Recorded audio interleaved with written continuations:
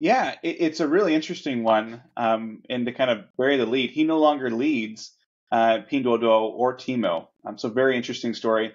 So he was initially born in 1980 in the outskirts of Hangzhou, and he was the only son of two factory workers, and so very much a kind of social mobility upward trajectory kind of story here.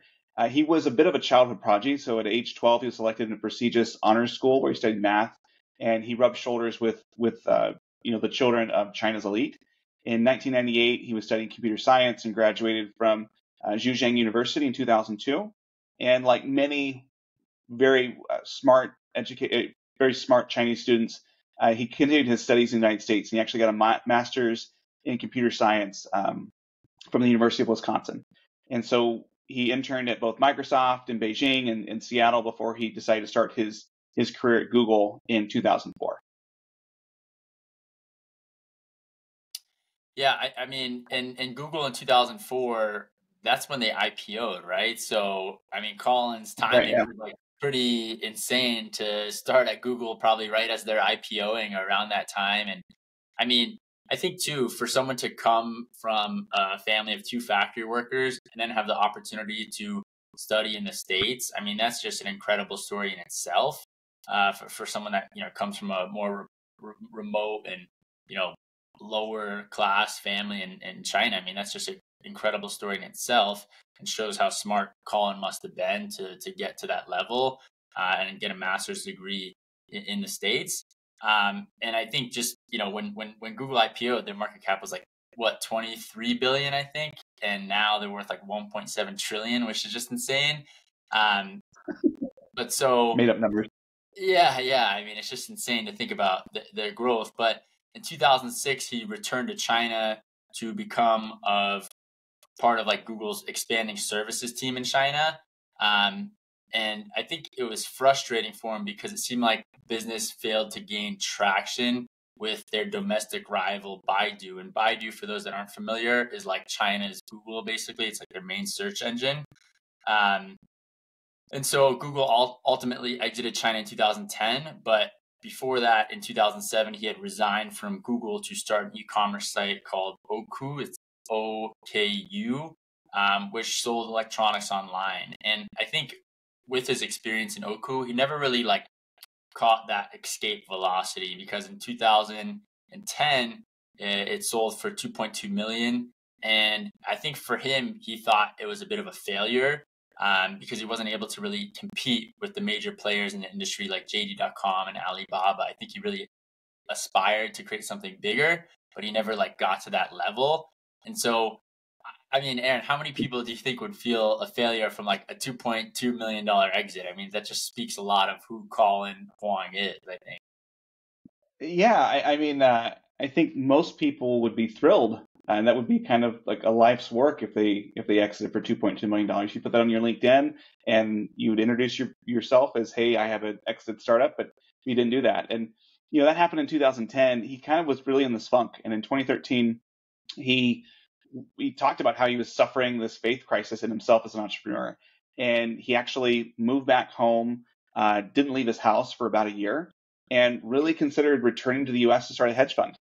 And it's just really interesting because it feels like there's this trend in these companies that we are covering, a totally unintentional trend, where there are serial entrepreneurs whose first ventures don't work out, and they seriously contemplate some sort of career change. And the reality is that Colin probably could have been a very successful leading hedge fund, and yet he opted to put that on hold so he could continue to look at different business ideas. And so, what was the insight into Pinduoduo?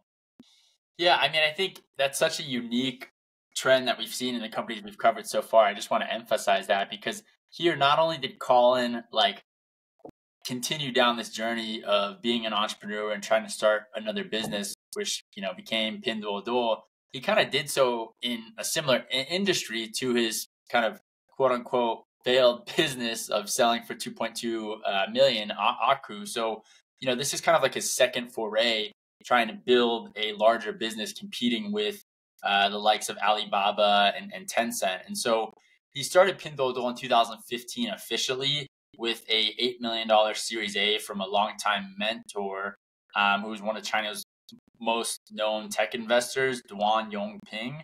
And his original idea was essentially to create kind of like a online farm group where growers could sell their produce directly to consumers, which is a pretty unique idea if you think about it in terms of enabling people to buy, fruits and veggies and whatever else it may be directly from farmers. And they focused, I think this is really where they saw the gap and where Pinduoduo really, found its legs, was focusing on second and third tier cities whose purchasing power was much lower than the middle classes of like Beijing and Shanghai, where most of these, Alibaba e-commerce players focused. And so I think by looking at demographics in cities that were overlooked by the existing major e-commerce players in China, Pinduoduo was able to find a big gap. And so they focused on second and third tier cities, originally offering these people the ability to purchase, fruits and veggies directly from farmers. And in 2016, they had GMV, gross merchandise volume, of $152 million. And that year they raised a $110 million Series B led by Sequoia Capital China. So, I mean, what do you think about that growth, Aaron, from going from like, hey, I'm going to start this Pinduoduo app and enable people to buy directly from farmers. And then in 2016, they have $152 million in transaction volume, which is, I think, pretty incredible in itself. I mean, that's amazing. That's a decent return for a year. Yeah, that's pretty good. Yeah, I mean, the key insight into the business was really the gamification of the shopping experience. So that's how they were able to grow so quickly. And what they did is basically to get users or really acquire users, is they would offer these extremely cheap discounts and be told that they can get even more discounts if they're able to kind of group buy and buy these products together with their friends. And so they'd be purchasing these items in bulk. And this is kind of where the term group buying came to be, because as a user of Pinduoduo, I might, sign up because I'm seeing this, basket of plums for $5. But then every person that I add to also buy a basket of plums, my cost is going down. So I'm incentivized to, invite my neighbors to also shop on Pinduoduo, which in these, second and third tier cities, when you're targeting more of like a lower middle class type of demographic, that goes a really long way. And so you kind of pool your demand, which was a newer concept at the time. Group buying wasn't really a term widely used. And so they were pulling demand into like a larger single order. And the manufacturer gets, a bigger, easier order to fill as well, which is pretty awesome. And I think the gamification is what really brought people to Pinduoduo. I know you've got a discount story here as well, Aaron. So I'm curious, what's your discount story? Have you used Pinduoduo? Let's hear. No, so my story is from Temu. Before I get to that, looking in retrospect, this idea of group buying and the inherent social network and the network effects that get there, I mean, that's why they grew so quickly. They started out in the most populous country in the world. I guess at that point, China was most populous. India is now. But just this idea that, hey, you can save money if I tell other people to do it. It's just a brilliant growth hack that I don't know if they intended to do that on purpose, but they certainly have kept with it. But my Temu story is we'll call it research. I was intrigued by the ads that I saw a few months ago and decided I'd download the app and started just to see what was out there. I think we needed some Christmas lights or something. And I open up the app, and you're kind of going through the onboarding thing, and there's this little wheel that spins, and basically I won some discounts. And within the first 2 minutes, I had won $300 worth of discounts for Temu. And I'm like, are you kidding me? I came here to buy an $8 thing of lights, and you're throwing $300 at me. And the way they structured that was really they said you had a certain period of time to use this. I think I had a couple hours to fill my card up with $300 to get the discount. I had to spend maybe $500 to get 300. I didn't use all of it, but the idea that a first time user is coming in, playing a small game, and winning $300 just to start shopping was mind blowing. And so that's something that they've certainly carried over from Pinduoduo over to Temu. Yeah, that's insane. I mean, I think it probably goes into, which we'll cover in a bit, their super low cost of manufacturing and kind of how they work with and treat some of their suppliers to be able to kind of gamify discounts that substantially. But that's, I mean, it's incredible. I mean, I'm also curious too.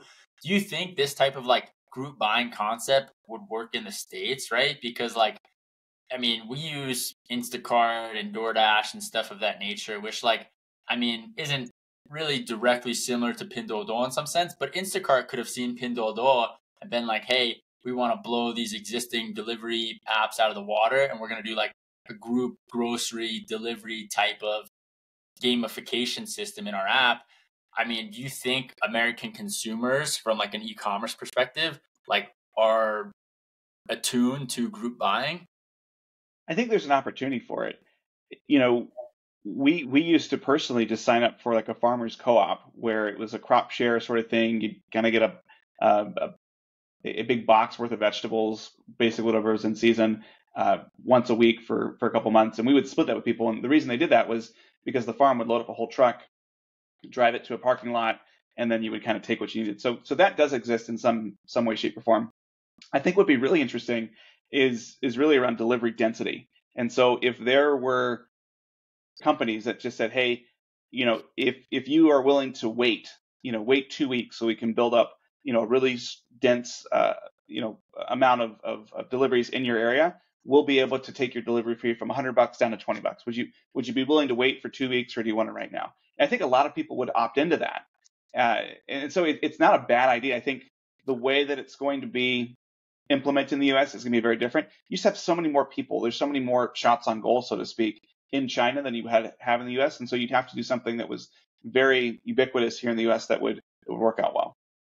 Yeah, I mean, I know even Sourcefy's CEO Steven raises his own cow, and he sent me some meat, and I was like super excited to eat it, and I'm like, wow, this is amazing and awesome. I mean, it makes me want to start some sort of like group buying direct to farm or a rancher type of concept. It's pretty cool to think about.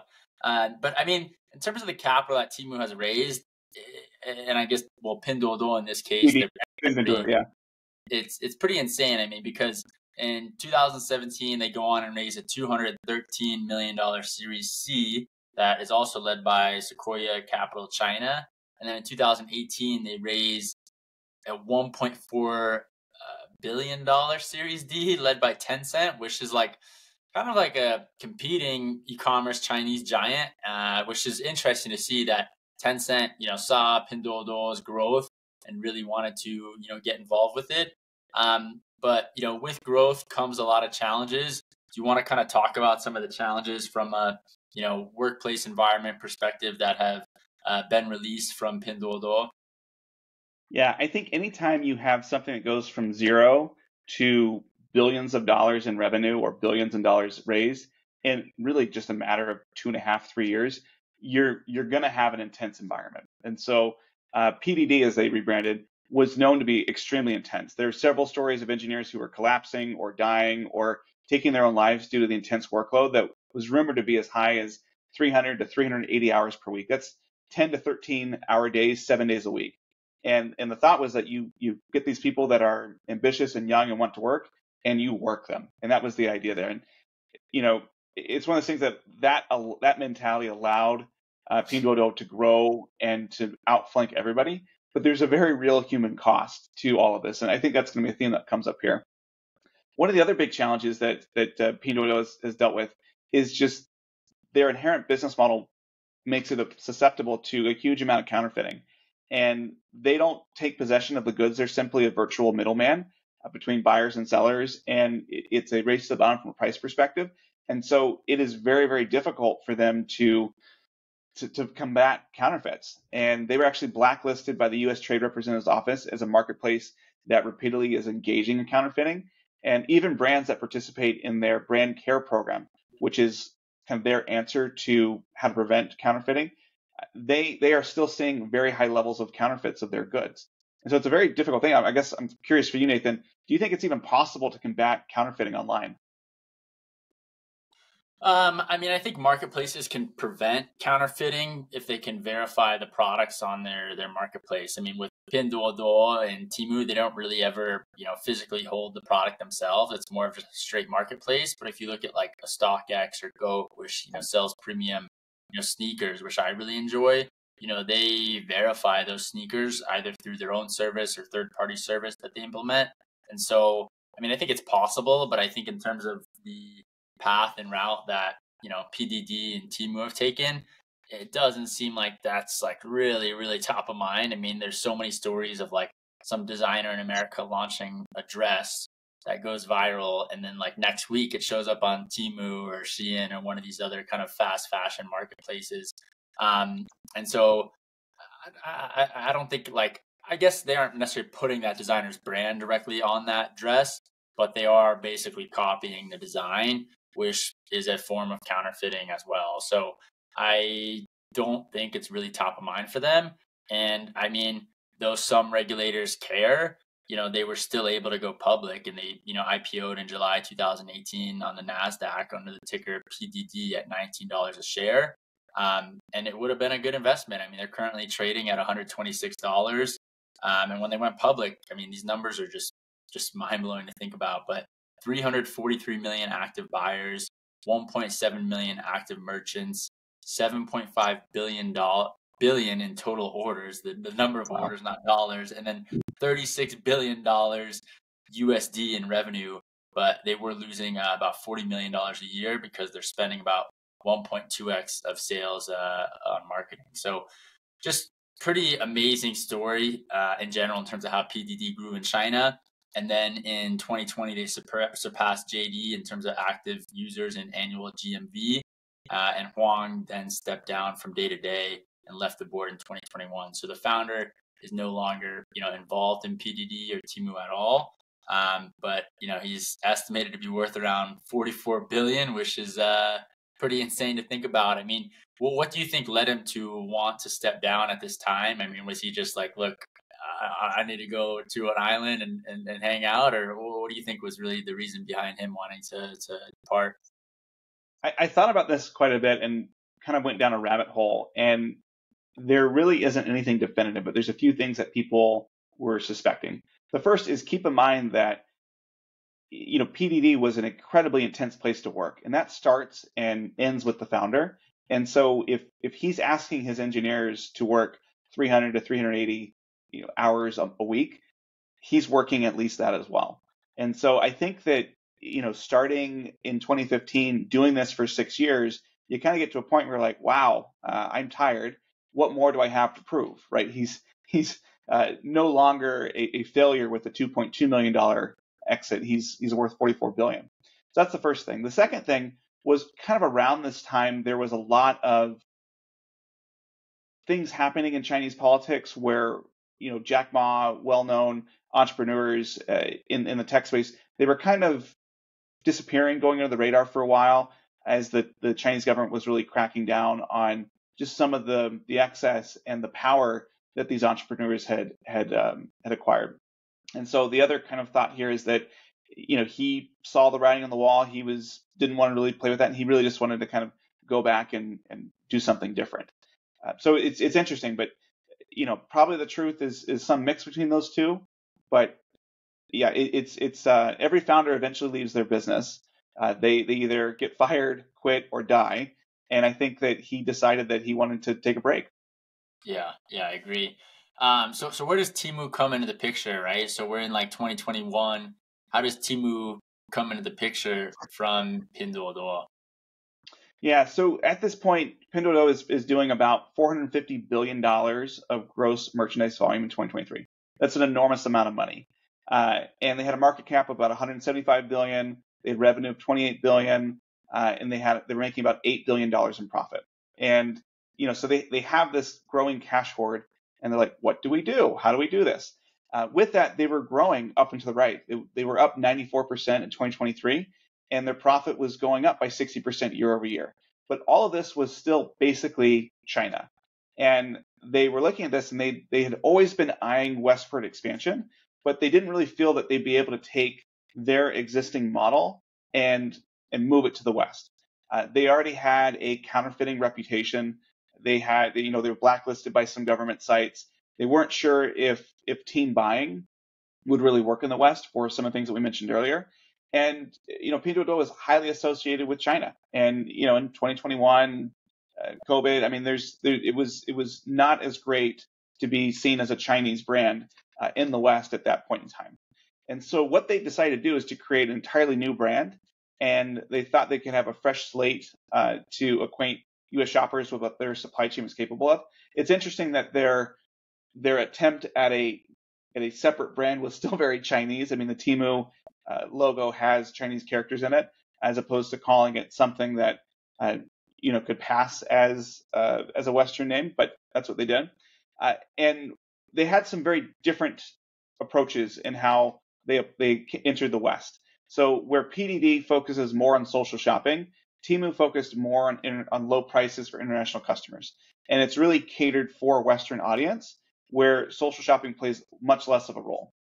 And so they did some very unique things though by taking some aspects of Chinese e-commerce and bringing it to the West. So they included things like discount spinners, like I talked about, where you spin the wheel and you win $100. Then they actually, this is I think the most interesting thing, is they've embedded actual games into the app where people can play, Feed the Fish or Farmville or whatever you want to.